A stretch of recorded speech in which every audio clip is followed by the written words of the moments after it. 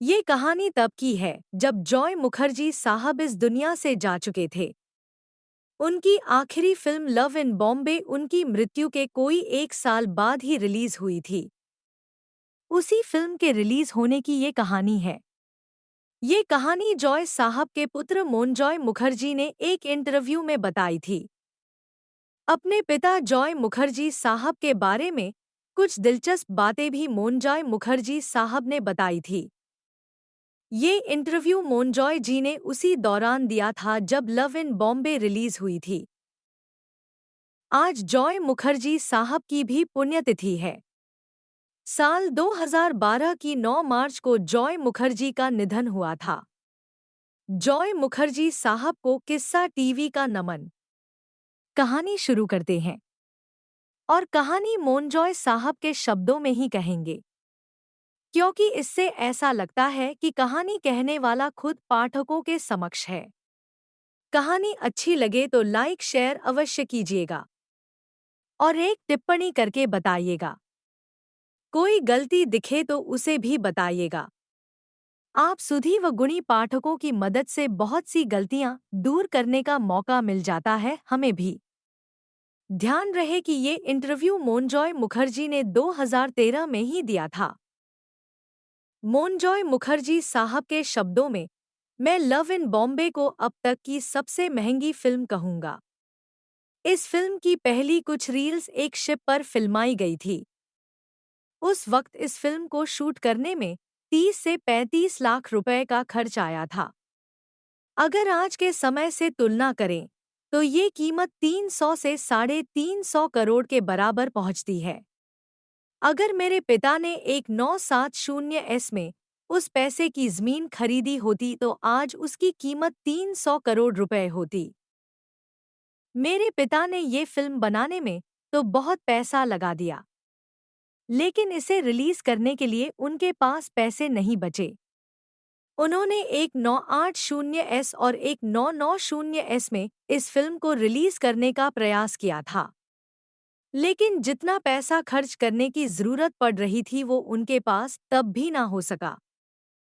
सन 2000 की शुरुआत में जब सैटेलाइट प्रीमियर का चलन शुरू हुआ तो मैंने उनसे कहा कि इस फिल्म को सैटेलाइट पर ही रिलीज कर देते हैं, लेकिन वो तैयार नहीं हुए। वो इस फिल्म को थिएटर में ही रिलीज करना चाहते थे। मैं जब भी फिल्म रिलीज करने की बात उनसे कहता, वो मुझे चुप कर देते थे। उन्होंने तो मुझे ये भी कभी नहीं बताया कि फिल्म की नेगेटिव्स कहाँ रखी हैं।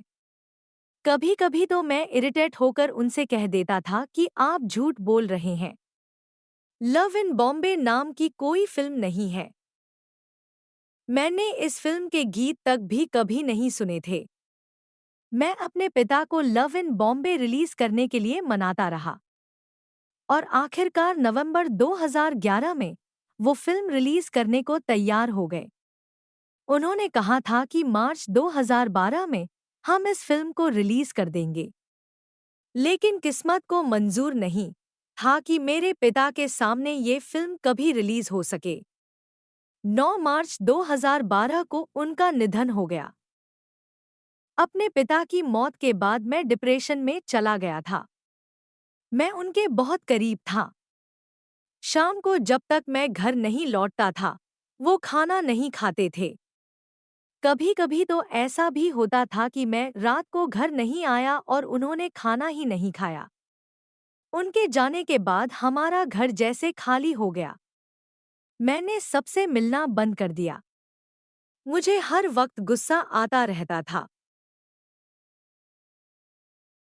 मैं घर पर ही पड़ा रहता था। मेरा अधिकतर वक्त बिस्तर पर बीतता था। फिर एक दिन मैंने तय किया कि अब मैं ऐसे ही नहीं पड़ा रह सकता। मुझे लगा जैसे मेरे पिता मुझसे कह रहे हों कि तुम घर के बड़े बेटे हो, तुम्हें ही अब हर चीज संभालनी है। मैंने लव इन बॉम्बे के नेगेटिव्स तलाशने शुरू कर दिए। आमतौर पर फिल्मों को किसी कोल्ड स्टोरेज में रखा जाता है। मैंने मुंबई के उन कोल्ड स्टोरेजेस पर जाना शुरू कर दिया जहां फिल्मों के नेगेटिव स्टोर किए जाते थे।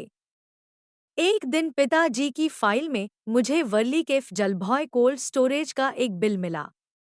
मैंने उन्हें फ़ोन किया तो उन्होंने जो न्यूज़ मुझे दी वो मेरे लिए दुनिया की सबसे बड़ी खुशी थी। उन्हीं के यहाँ लव इन बॉम्बे फ़िल्म की नेगेटिव्स रखी थी। मैं फ़ौरन उस कोल्ड स्टोरेज गया और उनका सारा बकाया चुकाकर फ़िल्म लेकर आ गया। अगले दिन मैंने कोई अच्छा सा पोस्ट प्रोडक्शन स्टूडियो तलाशना शुरू कर दिया। एक स्टूडियो मुझे मिल गया। उन्होंने नेगेटिव्स को स्कैन किया और मुझे बताया कि 30 से 40% फ़िल्म डैमेज हो चुकी है। वहाँ के टेक्नीशियन ने मुझे ये भी बताया कि जिसने भी इन नेगेटिव्स को रखा है, बहुत संभाल के और देखभाल करके रखा है। क्योंकि आमतौर पर इतने पुराने नेगेटिव्स इतने सुरक्षित नहीं रह पाते हैं। बाद में मुझे कोल्ड स्टोरेज वालों ने बताया कि मेरे पिता हर साल वहां जाकर मैनुअली नेगेटिव्स को क्लीन करते थे।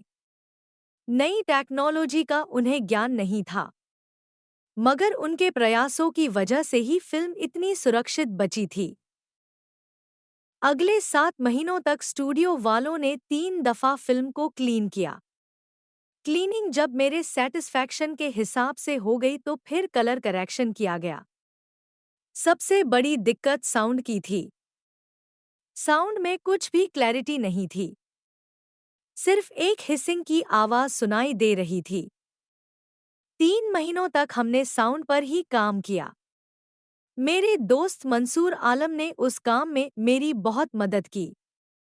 और इतनी मेहनत करने के बाद आखिरकार कोई 1 साल बाद फिल्म तैयार हो गई। अब चुनौती थी फिल्म को रिलीज करना। मैं मार्केट में एक ऐसा प्रोडक्ट बेचने निकला था जो 42 साल पुराना था।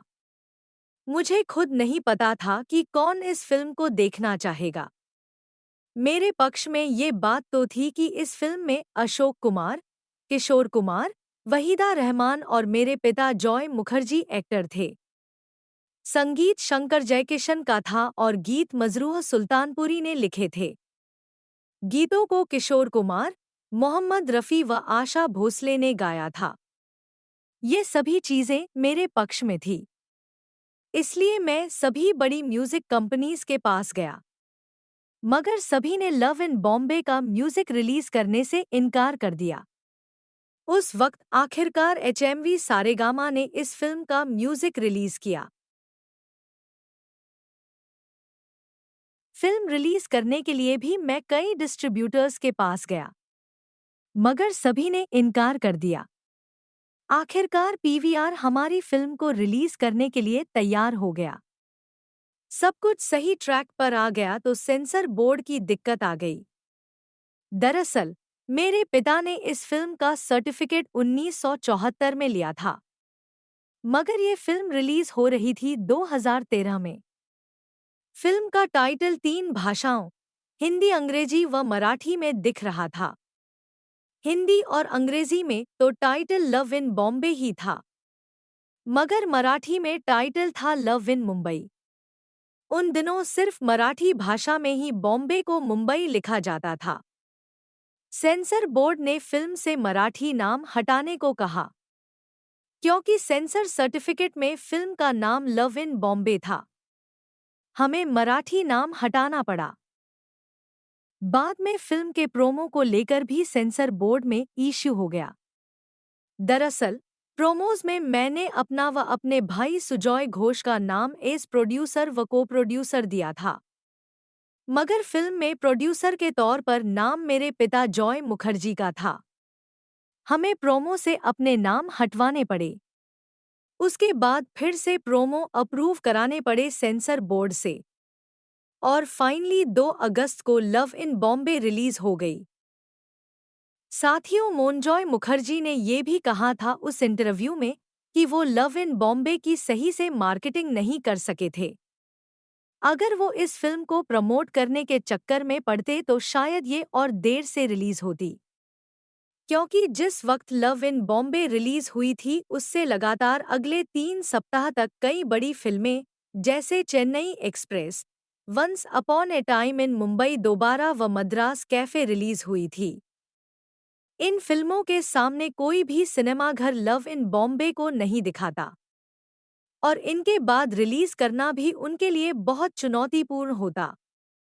इसलिए मोनजॉय ने इन सभी फिल्मों से पहले ही लव इन बॉम्बे को रिलीज कर दिया।